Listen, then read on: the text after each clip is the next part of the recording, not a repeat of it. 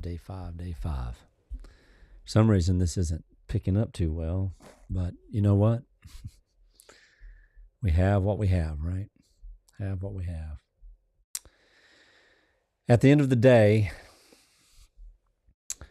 we have to face every day. At the beginning of the day, it's just another day. Not really a continuation, it's just a next step. While we might argue that, these days run into another and things can get mundane, et cetera, et cetera, et cetera. Every day can be an adventure. Every still moment, a journey.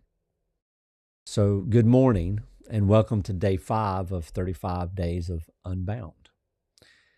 And I want to start today by asking you to do something a little unusual.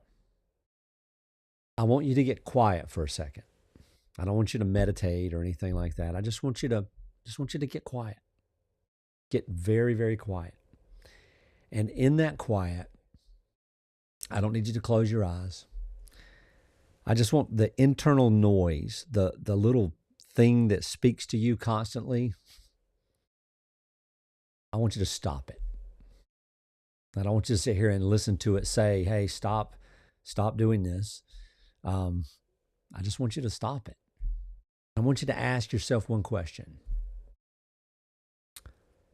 Is there something inside me right now that I've not been listening to? And not about anyone else, but about you. Not a voice. Not necessarily words. Maybe just a persistent, low-level knowing. A pressure. A pull in a particular direction that you've been explaining away. Been qualifying. Or like we all do very well, talking yourself out of. That's what I want to talk about this morning. I want to talk about your signal. Here's something I've learned from my own work and from sitting with hundreds of other people who are trying to find their way out of a life that doesn't fit them anymore. Because we have language for what's true. Before we have language for what's true, because we don't have language for what's true right now, but we do have a signal. There is something there. And before the hall moment arrives, before the transforming door opens with full clarity, before we can name what's wrong or what we want or what needs to change, this signal is present and it is amplifying. It is being broadcast.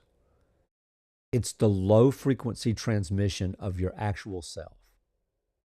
And it's trying to reach the surface through years of performance, conditioning, invisible contracts, and noise. Most people spend a majority of their lives turning that signal down. And it's not because they're dishonest or broken or stupid. It's because they learned very early, typically early in response to something that felt like survival, that following the signal was dangerous, that signal would cost them something they could not afford to lose.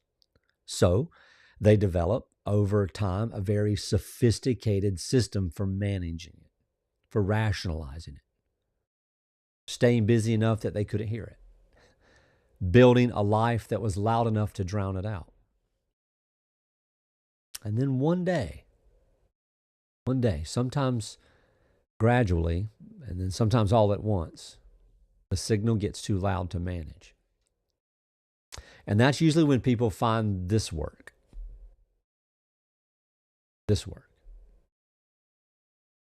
I ignored my signal for years, for decades. But looking back,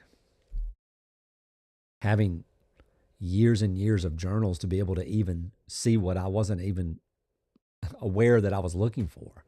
But looking back, that signal was always there. A persistent, quiet knowing that the life I was living, the role I was performing, the identity I was maintaining was not mine. Not because it was bad or the work wasn't meaningful or the relationships weren't real, but because underneath all of it, I was operating from a self that had been assembled from other people's needs and expectations rather than from my own actual self. The signal sounded like restlessness, like a low chronic dissatisfaction that I could never quite locate, like the sense that I was always slightly outside of my own life, watching myself perform it rather than living it. And then I would placate such things as saying, well, you know whose you are. I still do.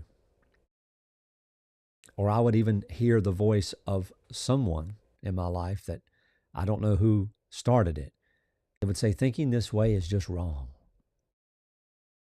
I had dozens of explanations for it. Spiritual dryness or burnout, the weight of ministry, normal human experience, selfishness. All of those things were real, but none of them was the signal. The signal was honestly a lot simpler. It was this: the man you are performing is not the man you are. And the distance between these two things is costing you your life. Everything. I didn't hear that clearly until March of 2023. But it had been transmitting for years. Now, I want to be careful here because this teaching can get misused. It can get, oh goodness, what's the word? It can get abused even. The signal is not every feeling you have. It's not every impulse or desire or urge to comfort, toward freedom. The signal is not your anxiety, though anxiety can carry it. It's not your anger, but anger sometimes delivers it. The signal is the persistent, consistent, returning sense of your own nature. The thing that keeps coming back no matter how many times you explain it away. The knowing that lives underneath the noise. Now, you can tell the difference usually between signal and noise by this test. The noise gets louder when you feed it. The signal gets quieter when you try to silence it. But it always comes back. Noise needs attention to survive, right? A squeaky wheel gets the oil. The signal doesn't need anything from you. It just keeps transmitting patiently, persistently, waiting for you to stop and listen. Remember the Hall moment. Honesty aligns the language of liberation.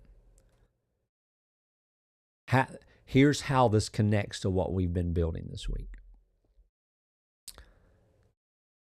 Connecting or aligning the language of liberation, the honesty that aligns it, is almost the moment the signal finally becomes impossible to explain away, the Hall moment that I talked about yesterday. You've been receiving the transmission for a long time, maybe years, decades, and then something happens, a conversation, a silence, a confrontation with yourself that you can't avoid anymore. And the honesty that has been accumulating finally breaks through, and the signal becomes language. See, that's what happened to me. And then on April 8th of 2023, it was so clear that I didn't even recognize its clarity. It's not a new signal. It's the same signal I'd been receiving for years, finally becoming undeniable, finally being heard by a self that was honest enough and quiet enough to receive it. The Hall moment doesn't create the signal, it translates it. It gives voice to what was already trying to reach you. And once you have heard the signal as language, once you know what it's saying, you cannot unknow it. The door opens. Remember yesterday, one direction. So how do you get better at hearing your own signal? A few things, a bunch of things, but a few things that are really, that I've found are just instrumental, foundational. First, you lower the noise. How do you do that? You can't escape your life. You can't get away from noisy things. But what you do is you create small packets and pockets. Pockets is better. Small pockets of actual quiet. 5 minutes in the morning before the phone comes on. A walk without music or podcast. A meal without a screen. See, the signal doesn't require much space, but it does require some space. And in that space, I'm not going to get to that, but that's where everything begins to grow. Second, you get interested in your resistance, the places in your life where you feel the most resistance, the most weight, where you deflect the fastest, explain the quickest, and move on before you've actually landed anywhere. These are almost always signal-rich zones. The resistance is the guard at the door, right? And what it's guarding is usually worth knowing. Third, you practice asking a simple question that's not easy. But it goes something like this. If I already knew what was true, what would it be? See, that's not a question you can answer intellectually or academically. It's a question you sit with. You sit with like your legs have fallen asleep and you have to wait a minute so you don't face plant on the floor before you get up to walk. You let the answer rise from underneath rather than being constructed from above, see? So today, I want you to do just this much. Find a few minutes of quiet, real quiet, not background noise quiet, but real quiet. And ask yourself, what have I been hearing that I keep talking myself out of? About you. Don't analyze it. Don't evaluate whether it's true or whether following it would be practical or logical or wise. Let it surface. Just listen. Because the signal has been there longer than you realize. And it has not given up on you. Day 5. We're 5 days into something, right? Tomorrow, we're going to talk about the story that you were handed. The narrative about who you are that someone else wrote before you were old enough to know you had a different choice. It's one of the most freeing conversations I know how to have. So be well. I'll see you in the morning. Let's set you